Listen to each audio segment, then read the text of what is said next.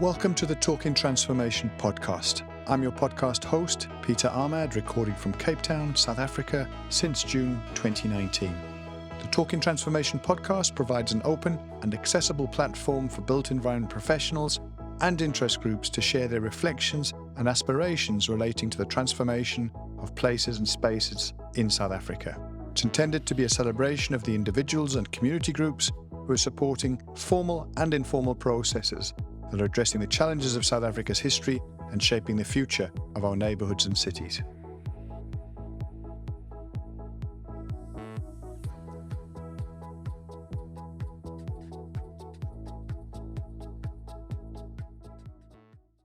In today's Talking Transformation podcast, we're catching up with someone who's become a real friend of the show and a standout leader in South Africa.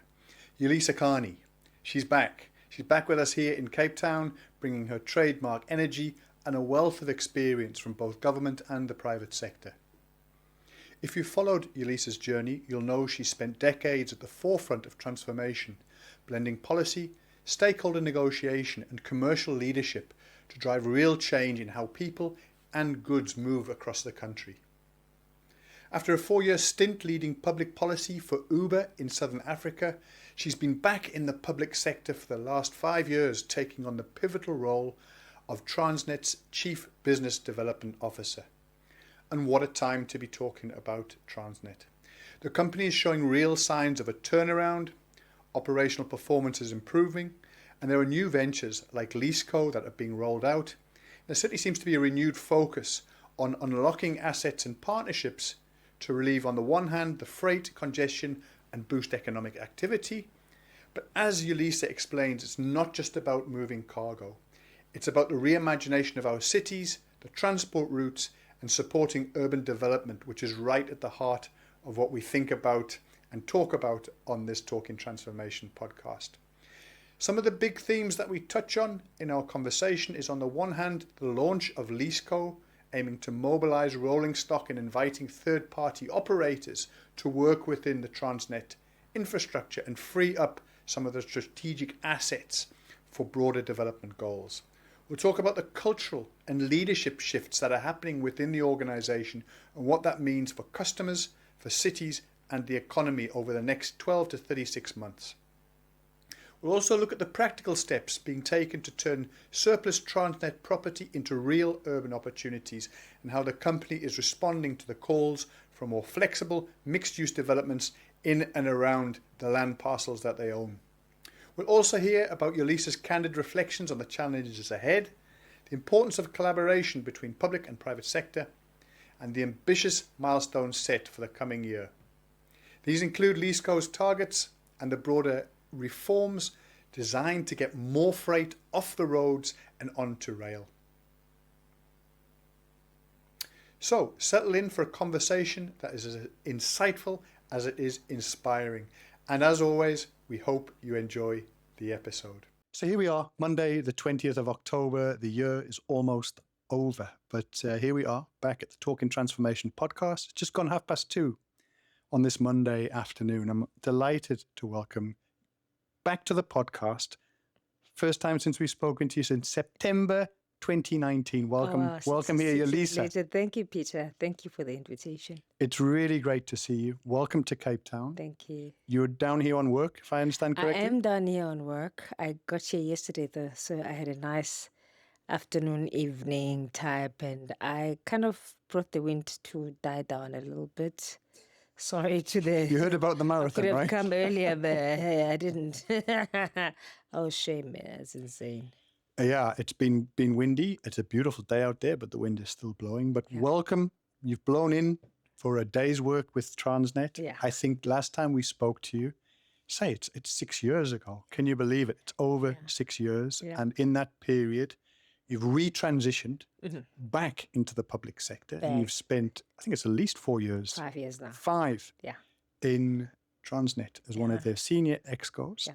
Tell us first about the exit, if you like, from Uber in terms of what that experience was like working in this new e-mobility. Yeah. And then that decision to come back into the public sector. I'd love to hear your journey in that regard. Look, I mean, they're two different types of businesses. One is, at least when I started, it had just started. It was a big buzz concept, Uberizing everything, Uber everywhere, Uber anything. And it was a tech startup. I can safely say that when I was there, we were still falling under the definition of a startup, and we had just listed. But I mean, true to my nature, Peter, I like to solve problems. And when the problem is solved, I'm happy to move along. Um, we had just submitted our inputs on the National Land Transport Act, which had no definition, no recognition, no ability to deal with e-hailing services. And we worked quite hard with the legal team globally, across the region and domestically, to just carve out what would work for not just us as a business, but the e-hailing drivers. And when that was passed, and I think out of the things we submitted, 5 of those went through. I was like, okay, what's next? It was a nice break because I spent 4 years at Uber. A nice break from your typical government infrastructure, transport kind of work. But when you start at Uber and they take you through the onboarding, they call it Uberversity, and you spend 10, no, no, a month, and you've got to do it in your first 3 months. You spend a week, rather, sorry, I'm lying. You spend a week trying to understand the business and the culture.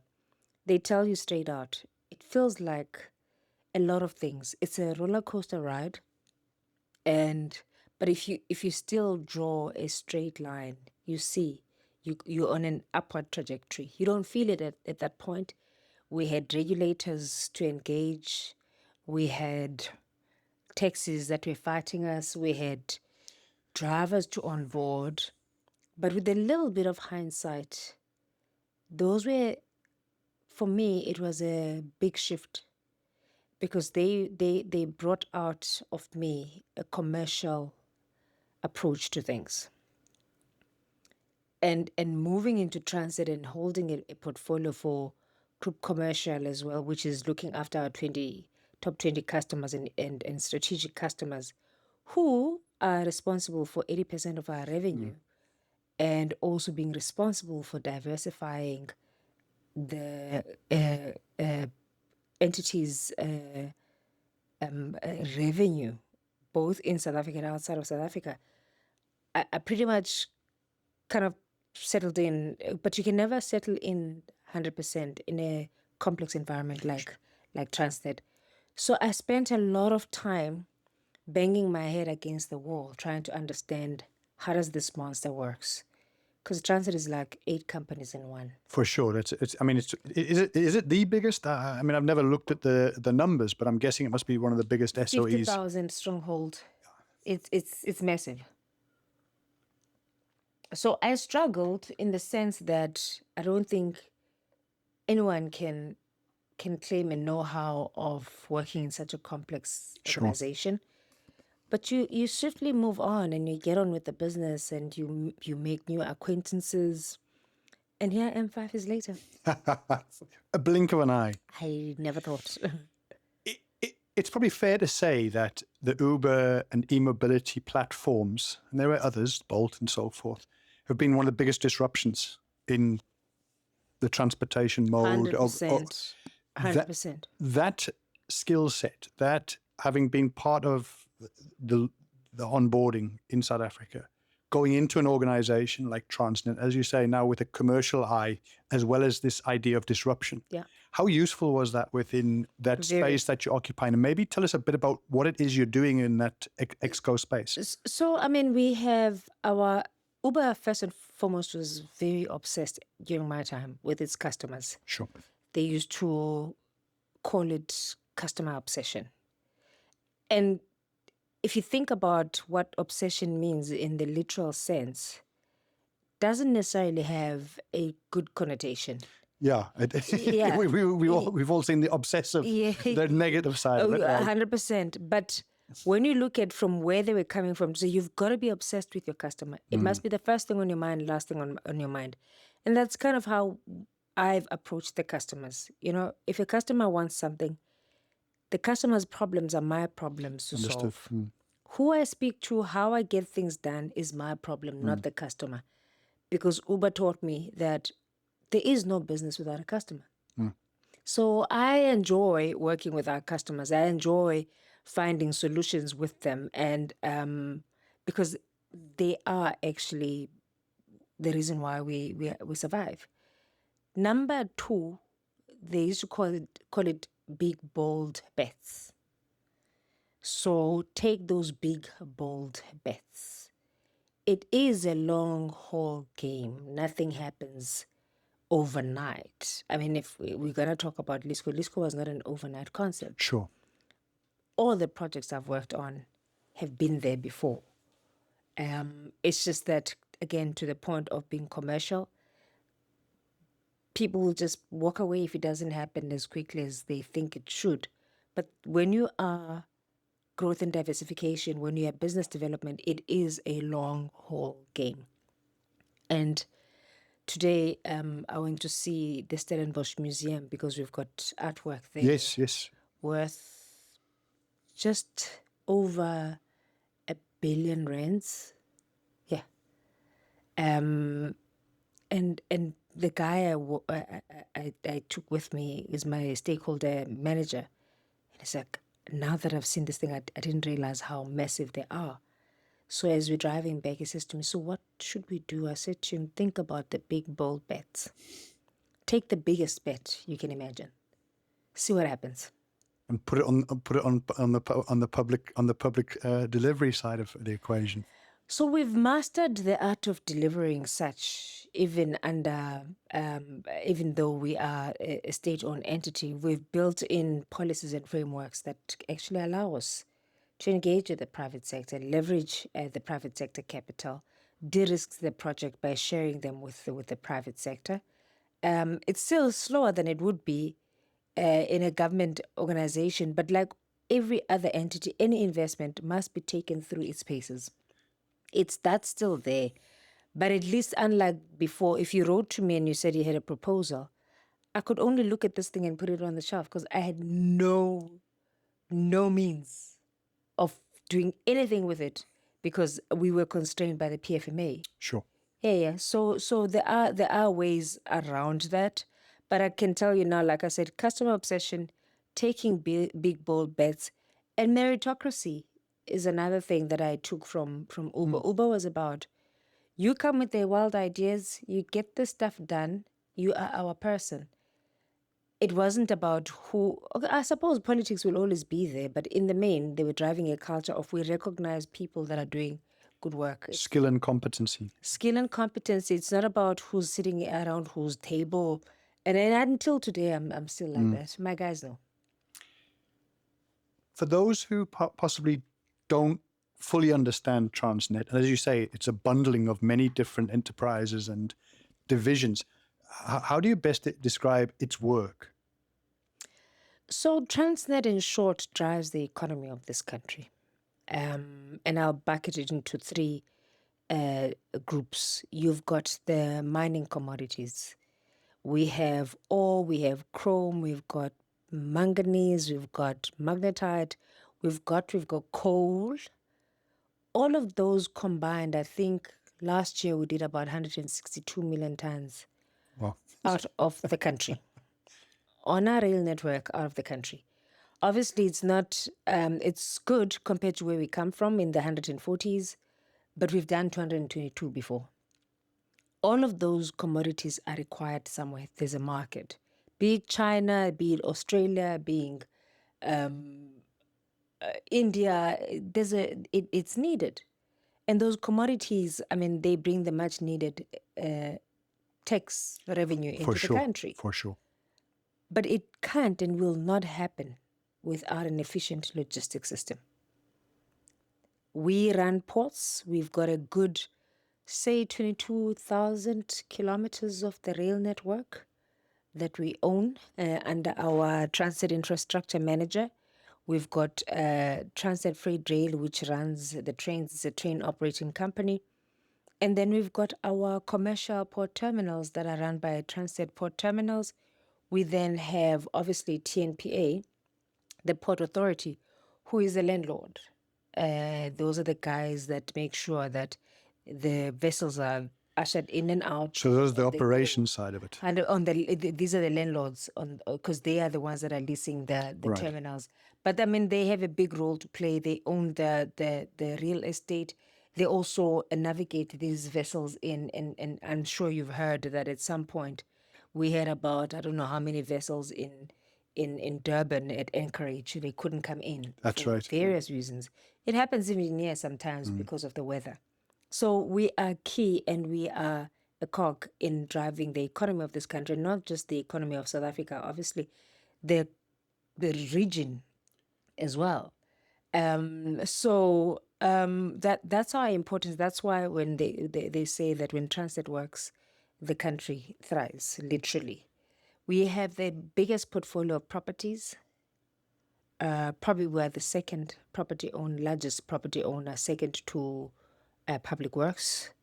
It's a huge asset base, although we're now disposing of our non-core because Assets that you get that can be utilized for other repurposed. 100% by whoever else is interested in them.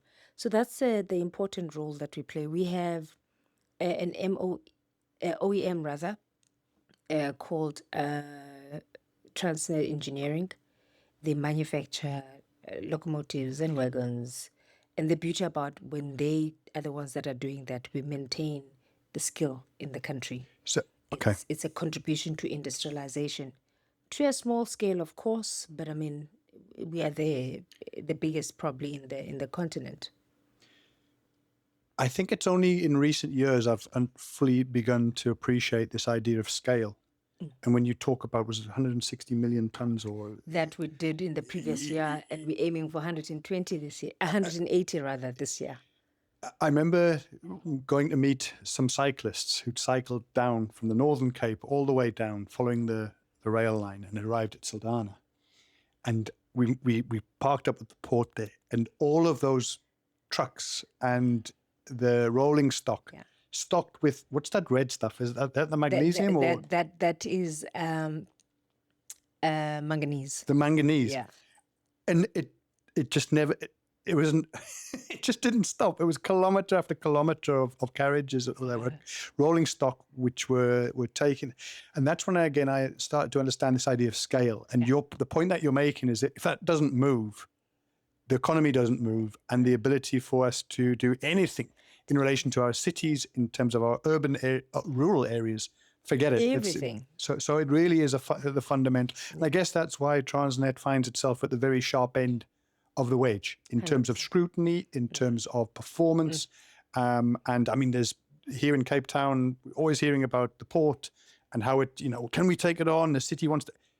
That's a conversation for another day. I think the one thing that seems really exciting, it seems to be starting to turn 100%.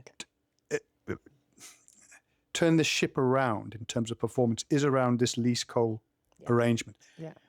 When we said, let's talk about, I was like, well, let me try and understand this. But in a nutshell, what is LeaseCo about, and why is it important for the future of Transnet and the economy that we're talking about? Yeah.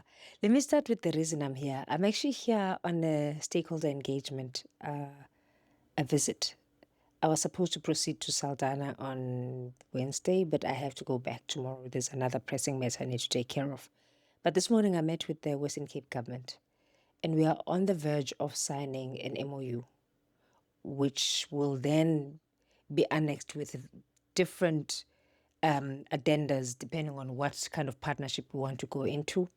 We've talked about the digitization at the port terminals, using real-time data, and how we use that data to improve on our efficiencies, get to make the lives of our customers better. So you're right, we're turning the corner. And we've done this successfully with our customers as well, where we collaborate and partner on various initiatives. But coming back to LeaseCo. So when we first conceptualized LeaseCo, we were looking at the North-South corridor from DRC, Zambia, Zimbabwe, all the way into Richards Bay. So this is a fully continental perspective that we're thinking of. This isn't even regional. This is the bigger continental picture. 100%. And we looked at the challenges and we looked at year on year, their volumes are declining. I think that line can take maybe, let's just say, just under 1 million tons. In its current state, it's taking about 300. There is copper from the DRC that needs to come this way. There is sulfur and fertilizer that could be going up north. And there were various studies that were done by the World Bank to say, yeah, look, the infrastructure is not in a good shape. DRC, there's hardly any rail infrastructure. It's trucks all over, hardly any roads. These are sovereign states that do things as they please, and as they should. There's no coordinated or coordination in terms of how the trains run. So if you have a train coming from Zimbabwe coming my way, those schedules don't necessarily talk to each other. Right. Type of thing.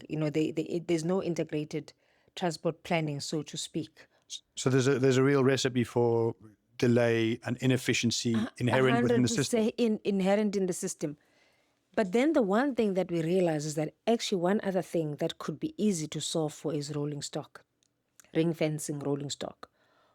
Zimbabwe, Zambia's assets can't come into South Africa because they're not railway safe according to RSR standards. Okay. So we're leasing these assets to them. And these are not our, what we call A fleet. It's what we call B fleet. It's still in good shape, but we don't use it because we've got newer generation. Right. Nonetheless, we thought, let's just ring fence rolling stock. Let's see if we can establish an SPV. And these assets would be ring fenced specifically for the corridor, right? By the various railway authorities. They gave us their volume demand and we were like, good to go. We've got the assets. But this thing morphed as the rail reform became a reality. To say that rail reform is here, our network is being opened to other train operating companies. Where are they going to get rolling stock from? As in almost immediately. And LeaseCo was then pivoted to not just look at the north-south corridor or cross-border volumes, but to enable train operating companies. So what then happens with the rail reform is that we were vertically separated. TFR is now a train operating company that runs trains on a network or infrastructure that is managed by one of our newly established subsidiaries, which is TRIM, Transnet Infrastructure Manager. Like everyone else, TFR had to apply for a slot. Mm-hmm. And in that first round, which closed in February this year, and the announcement was made now recently in August, 11 new train operating companies were given slots. They have about 2 years to get themselves organized. Right. Out of that 11, 7 came to LeaseCo for assets. So we lease out, in the main it's wagons. We lease out, we've got different types of wagons. They come to us, then they'll tell you, I've got this cargo, I've applied for a slot, I need to move from this point to the next. Do you have the assets for me? And that's how we are currently running LeaseCo. However, we don't have the capital. We don't have that extensive expertise for leasing. Thirdly, we need new markets. So we went out to the market and we looked for a partner. And that tender closed on the 4th of August. We've now kind of whittled it down to the 2 out of the first phase, and we'll take it through the process up until we get a nod that we can proceed with them on an RFP. Once we proceed with those, on the other side, we'll come back with our preferred bidder. Hopefully, they'll have the capital. We then will invest in brand new assets that will lease out. So look at it this way. Right now, we're using the assets that we have because they're standing there, sure, rotting and being stripped and being vandalized and all sorts. And we can actually refurbish. They're refurbishable. Put them back on the line. But the ultimate goal is to build something similar to your car rentals, like your Avis, in the real space. So you're basically taking the existing assets, the existing rolling stock, and you're leasing that out. Yeah. You're also looking at a massive refurbishment program. 100%. But that will be funded in different ways via the concessions that are being given to this bidder. Is that right? We Who will operate? we haven't found the partner as yet, but what we're doing now is that we list the assets footstoots. Right. As seen. Yeah. So if there's a problem, it's not your problem. It's 100. It's actually my problem in the sense that ideally we would want to give these things out in I suppose, in an operational manner, but or we would want to refurbish them ourselves and give them to you, but we don't have that capital. So we then thought, what's the quickest way of responding to the customer's needs? And most customers, all of them actually are saying, I'm happy. Because if you look at that price of that compared to a new build, it's still a drop in the ocean. We then maintain this thing as and when it's supposed to be maintained. So all the customers that we're working with now are taking them footstoots. They will refurbish. They go to Transnet Engineering. If Transnet Engineering doesn't have the capability or can't meet their requirements, they can go to any OEM, but we have a gold standard that we've set. fantastic. And then it's on the line. And that's just the tactical leases.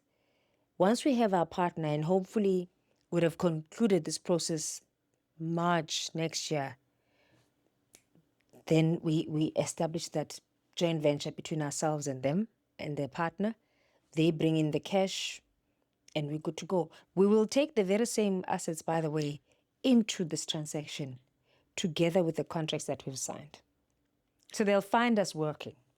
At what stage does this then start to generate income and revenue for Transnet? Or is it almost from the get-go on the way that you've structured the thinking? Structured it such that Transnet Engineering already is going to get revenue from the refurbishments. Right. The sooner the guys can have the assets, the sooner they can access the network, which is revenue for the infrastructure manager because you pay to access the line. Understood. From a leasing point of view, the first customer would like to start running in March next year, and then the rest follow. So on my end, I'm anticipating that maybe the first quarter of next year, we start making that revenue. Right now, our main focus is we look at the customer's needs, their start date, and we then engage with TE to ensure that they can meet that deadline. Then we're good. Brilliant. Yeah. If we look at more recent history in South Africa on the negative side, if I take the PRASA locomotive story, how do we ensure that we don't have a repeat of that in this approach? Are there good checks and balances that Transnet, through lessons learned the hard way, have been able to implement to ensure that the refurb and this whole LeaseCo is done in a really efficient and best bang for buck approach? Look, I think LeaseCo is a no-brainer in the sense that we've taken assets that are otherwise sitting in the felt and they are rotting. Sure. Park that. But generally, we bring in strong governance processes into the system. I sit in most of them. From the minute you conceptualize a transaction, you have to go through, we have what we call the joint investment external partner selection process. I'm sure that's an acronym in there somewhere. We call it JIPS. JIPS, right. And JIPS. then we put together JIPS and we realized that it had some stumbling blocks to it that were not quite working, so we established JIPS 2. And it was funny this morning, my guy has sent a memo to EXCO sitting tomorrow, and the company secretary calls to say the recommendation is wrong. He says, but according to JIPS 2, this is how we do it now. I'm like, yes, we're tying ourselves into a knot with our So own JIPS is framework. telling you what to do now, yeah? And it's not easy, but it's all in the name of governance. We've got strong governance structures. JIPS tells you exactly how to get a transaction across. Right. The things that you need for it to be deemed to be commercially viable. And, we still go to market because we're a government entity. We need a transparent and fair process. But it has made life easy. It brings in there's a lot of internal audit work to be done. We work with our internal auditors. They bring in external auditors as well. Lots of property checks on the transaction. Due diligences are done. In fact, that's where we're at now with these two partners. You're doing the hard yards of understanding who they are and their bona fides. 100%. And then off it goes. And if it doesn't make commercial sense, it doesn't make commercial sense. Sure. Remember the DCT2 where we're stuck in court with the Filipinos and APM terminals where they contested one of our transactions. Right. There was a court ruling recently. And we were vindicated in the sense that we've always said the transaction was above board. It's just that every time somebody thinks they can challenge the processes, they're banking on the fact that people sort of assume that every government transaction is corrupt. 100%. And therefore you're bound to find something. Nothing was untoward. The transaction is now free to proceed. Well, I certainly get the sense that the scrutiny has been ratcheted up, and that's why I asked the question. Yeah, And certainly. best of luck with that due diligence and getting to. So you're saying March next year is the goal. March next year is my target. It's one of our government framework guarantees. When government gave us those that 90 odd billion, there were conditions to it. And one of them is bringing private sector on board for certain transactions and ensuring that one of them is LeaseCo is there. We've got about 32 conditions that we need to satisfy, and I'm responsible for one. Okay, well, 132 of No pressure, no pressure at all. When you and I first met back in the day, COJ, City of Joburg, transport planner. Yeah. A lot of the conversations would have been around how we integrate things like bus rapid transit, rail services with higher densities. What we've seen now in more recent times in, for example, here in Cape Town, has been the desire to put residential land uses close to the port, particularly along this main access route. And it's been quite a challenging because of the nature of Business. the business and that compatibility issue that comes back to. Now, where I'm going with this, Yolisa, is clearly one of the big things is for us to get more freight off the road and onto rail. And second of all, to be able to have a far more flexible approach to land uses that are compatible. Any thoughts that you want to share around, this idea of the shift of modality, which I think is fundamental to the efficiency of our road infrastructure, and then B, this idea of when we start looking at land uses in relation to port structures, which it's very difficult to move them. So if you start to put competing land uses nearby, you've got potentially a threat. Look, there's a couple of things. I mean, on the road to rail migration is very important. I mean, there was a time when, I think it was in the year 1718, that we transported 227 million tons of cargo on our. We certainly would like to get there, but I mean, the times are different. The rail network is troubled. We've got a serious issue with vandalism and cable theft. Be that as it may, the minister has made a declaration that by 2030, there should be 250 million tons of rail addressable cargo on rail. We know our capabilities, we know our limitations, we know what we can do. That 250 is not a Transnet only target. That's why these train operating companies, all of us as a collective are meant to get us to 250 and beyond. That's why it's important that you don't just give them access, but you also give them rolling stock, because the two go hand in hand. So it is something that we have accepted as a challenge from the minister. In fact, it's not even a challenge, it's a directive. What we're also working on, because it's one thing that we're now going to have the private sector accessing the network because it's now been liberalized. The reality is the state of the line. They're going to derail like us. They're going to be subjected to the same cable theft, the same vandalism, all of those. But we are working, we seem to have some sort of agreement with our partners, our customers, to say, even before the lines get concessioned, if they're ultimately going to be concessioned, we need that network improved now, not later, now. So we have what we call the customer collaboration policy. I have to think, we call it the CCP. CCP enables us to co-invest in infrastructure, whether it's at the port or on rail, with the customers. It's quicker. They have the cash, and then we have a repayment mechanism between the two of us. We do it all the time. That this is just, however, at a much larger scale, and dedicated to the real elephant in the room, which is the state of our infrastructure, which has suffered years and years of maintenance backlog. You can't go around this mountain. It has to be climbed. And once it's climbed and conquered, how do you ensure that the the challenges, the vandalism, the theft that you've. What's the urban management techniques or lessons that you're going to employ to ensure that this brand new stuff doesn't deteriorate? Because that's such a big challenge for PRASA, Transnet, municipal infrastructure. It's such a big challenge. There's so many players there, but I mean, if you recall, if you remember SIDS, City improvement districts. 100%, that was not just us as the city. There were other stakeholders, there were businesses who had a vested interest. We still have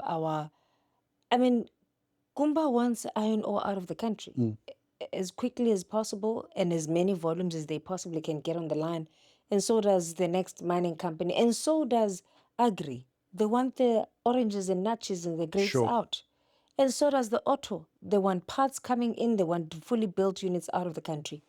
So at least there is that understanding. They work with us on security. Right. But as much as it has made some improvement, but I mean, we need SAPs. We need our courts to work. If people are arrested, apprehended, there must be a conviction that comes out of that. But the syndicates are hectic. Sure. You can arrest today, tomorrow they're back in numbers. It's insane. Yeah, I mean, you're talking there about the foundations, right? The very basis of governance 101. We really would want to be seen as national points of interest. Maybe that would flip things around. On our own. So definition as a key point within the infrastructure. 100%. Interesting. Of course, I mean, our lives run in the most remote of areas, Sure. but we know the choke points. We know the data tells us where these things are broken. And even at the ports, I mean, we've seen incidents of stowaways. Okay, we haven't seen that in a while, but honestly and truthfully speaking, we make the economy work. We need more help than what both ourselves and our customers can do. Maybe a geek question from my side, but how much do you use GIS to help you with, as you said, these pain points, the analysis of data in a spatial way? Is that something that you're familiar with within the Transnet space? I don't think we take it to that granular level, but certainly we do use technology, because what we've done now, we've got what they call outcomes-based security services. So you don't say to us, you don't get paid for deploying resources. Just warm bodies we want. You get paid for reducing the number of incidents. Right. It's as simple as that. We have drones, we've got some technology. But I mean, I don't think we've gotten to the most granular level, because now what you are bringing in is to say, but if it's happening in this area, you then have to drill down to say, what is happening? If you localize this from a spatial point of view, what is happening there? We know that at the end of it all is unemployment. That's the truth. And straight up crime, right? Straight up, I don't want to play by the rules of the game. 100%. Yeah. 100%. So, yeah. Interesting. I say I'm got my GIS head on there. That's why I asked the question. Yeah. Maybe the quick thought on the land use side of it in terms of of this challenge, because on the one hand there's an appeal with it. So look, we've got vast lands that are suitable for all sorts of things. But let's start with the port. The port has port limits or port boundaries, as we call it. 100%. You can't develop anything inside of the port limits other than what the port is intended for. Let's start there. So that first boundary is off limits. Accepted, yeah. Yeah, we can do warehousing and storage facilities. That's doable. Then take it outside to say, today you do have residents that are asking that the port stops working at a certain time because they want to sleep. It's, and on the one hand, businesses are saying, hey, you got to work 24 hours. The other ones are like, hey, we want to sleep. So you've got to figure out what works. But I mean, from a TOD perspective, that space remains untapped. I'm very chuffed with what Hisham did with the student accommodation. Student accommodation is a big thing. For sure. But if you look at if I wear my transport planning hat, if you look at how many people have shifted from taxis to walking because of affordability, you have to ask yourself, do we still have that problem of people staying away from their work environments? The answer is yes. So there could be better use of these but again, you have to think about the fact that our lines come from the mines into the cities, but you do have those small towns, and we're very much aware of what happens in a town where you used to have rail and it no longer runs through it. It does have a severe impact on the socio-economic status of that particular town. But coming back to TOD as we know it, it would be difficult to run along those goods lines. Sure. But please don't get me wrong, there are developments there, informal as they are. So it's something that could be leveraged far more than we actually are doing right now. Be interesting to see if there's some sort of symposium or working arrangement between the private sector and Transnet and PRASA to discuss this. Public works you've mentioned as well. But I mean, if this idea of what is possible and what is a coherent and credible approach to the disposal of state assets, which are non-core, which are well located, and then how do we get the best result for our cities and our communities on the back of that? I think it'll be interesting to think about that. So, I mean, we're doing this in many ways. Where we can list the property to you, we can list it to you. Where we've identified it as being part of the pool that needs to be disposed for non-core, we are working on a strategy there. And we've now, I think, gotten to a point where we've, even the 3,000 odd that we need to dispose of, we've clustered them, right? Because you'll find in some cases that we're not going to get what we probably thought we were going to get. I mean, we tried selling the Carlton and we are not successful. And I read an article where somebody says, take the keys, give them to the first person you come across in small street. I was like, yeah, that could be a better plan, because it costs us to run these buildings and run infrastructure rates and taxes for something that doesn't generate revenue. It is astonishing. I was there down by the Carlton maybe 4 or 5 months ago. Yeah. And I was shocked. The retail side is working very well. Which is astonishing. Yeah, the retail side is working very well. But what happens? It's less than ideal. Yeah. I mean, I work there. We've just recently moved. It's not the same. And even if we were to do, as we are trying to do something, it still needs a seed approach where businesses at the very least, in the city make a deliberate effort to just turn this thing around. I looked outside my window just the other day and there were cops all over. They were removing the street vendors. It looks clean. And the cops are parked there. But the question is, until when? Until when? And how do those street traders operate? And how can they be facilitated to operate? It was insane, though. My eyes could, if as far as my eyes could stretch, you see one stall after the other. You can't walk, you can't drive. It was insane, but that G20 cleanup presents us with an opportunity to find a lasting solution. For sustainability and longevity. Well, very, very interesting. And again, back to our sort of roots there in COJ. It's a shadow of itself, but... Well, let's hope that it still has another chapter or more. I hope so. Because it would be too sad to see Joburg fall through the floor. I hope so. I hope so. It doesn't look good. The potholes, the building. But I've also seen some buildings being cleaned up. So I think I hope, like I said, we take advantage of the G20 opportunity and clean up permanently. It's a shame it takes an initiative like the G20 to get going, but we'll take it. We'll take it. We certainly will take it. Yolisa, I'm going to take you back September 2019. We sat there on 16th floor, Civic Centre, Cape Town. It's one of the first episodes of podcasts I think I recorded in the way that we did around my table, and it was after work. And it was a lovely conversation. It really was one of those ones I keep going back to. And it was an inspiring conversation in so many ways. I asked you, if you remember, at the end of this, do you have any words of advice for young professionals who might be in the built environment, who might be listening to this? And you said, and you almost said it in a whisper, you said, work in government. Yeah. And within however many months you were back to Transnet from Uber. That was such a wonderful moment of your belief in the public sector, in the idea of service and what it can and should be. And you've got a track record which excels in that. Very true. Here we are, 2025. I'm going to ask you the same question.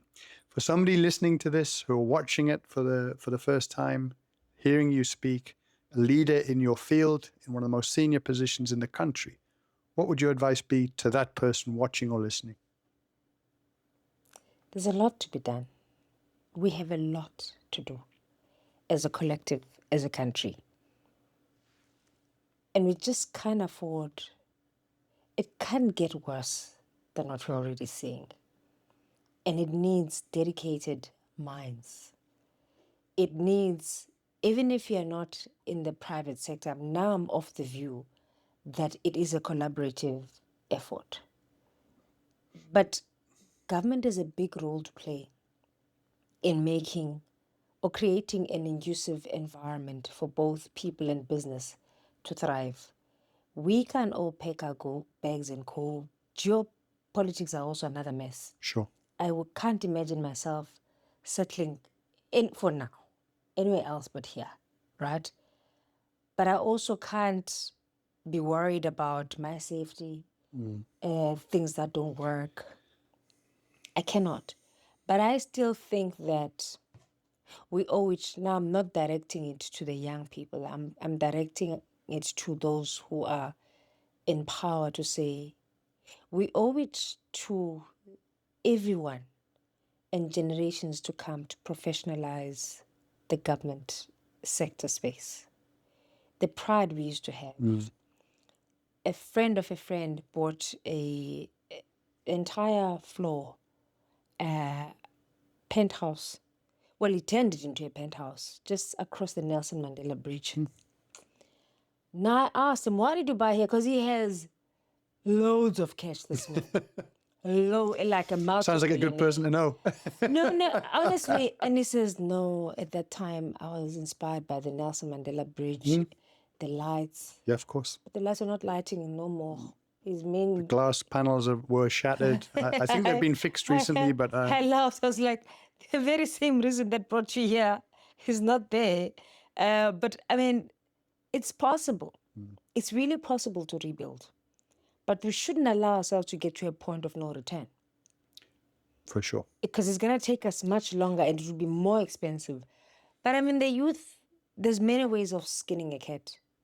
You could be in government, but you could be doing amazing things outside of government. These kids are not short of ideas. I went to a conference and one of these famous DJs, Oskido, I'm talking about a big conference funded by African Bank. And they were talking about how music and fashion are contributing to the GDP. Imagine bringing music festivals. I mean, you see with the marathons what that does to a city when people are visiting. And I mean, we've just seen it this weekend, sadly, with so many people. So I think we've got to flip the script and say, how else do we do this? Not all of us are going to be in politics. Not all of us are going to be in the private sector. But it's our mess. It's everyone's mess, man. We're going to have to sort it out. I don't want to find ourselves in another situation where you have to worry about load shedding. Yeah. You load. In fact, I'm doing a study on electric vehicles. And everyone I've spoken to is saying electric vehicles, we've missed that boat. Let's rather go to hybrid as a country. Because it is our reality that you're going to put charging ports from here to PE. How are you going to secure that? And so we are awash with ideas and opportunities, but, I still say they must come and work for the government sector. But I'd add to that to say, to solve the problems that we have, you don't necessarily have to be in government. Interesting. A nice little adaptation to the wise words from 2019. Yeah. Yolisa, again, from my side, I can't thank you enough. We could talk for hours and hours more. Yeah. We could go into the BRTs, the bus rapid transit, your thinking around the state of the play for public transport. That's going to have to be another conversation for another day. Thank you, Peter. In the meantime, Have a lovely rest of your Thank you. stay with us here in Cape Town. Yeah. Don't get blown away. I will not. And when you travel safely. No, thank you so much. I mean, thank you for my old boss at Uber used to say, repetition never spoils a prayer. It's nice to be given a platform to talk about our business. Wonderful It's a stuff. beautiful, beautiful space to be in. Thank you. Lots is happening. Those who are in the built environment still have a place in logistics, because the two do go hand in hand. But yeah, I wish us all the best. I'm wishing you the best, and I'm looking. I'll be phoning you in March and saying, "Are you ready to go?" No, you do that. But thank you so much, Peter. Thank you. Yeah. We hope you enjoyed this episode of the Talking Transformation podcast. If you have enjoyed, please do like, share, and subscribe to the channel. Please do tell your colleagues and friends about the work that we're doing and the content that we're generating. We're forever indebted to Tribal Need for allowing us to use the track Flags as our main theme tune for this series. And if you have comments or suggestions, if you want to be part of the Talking Transformation podcast, please do reach out to us via talkingtransformation101@gmail.com or contact us through the Blue Sky platform at TTPod.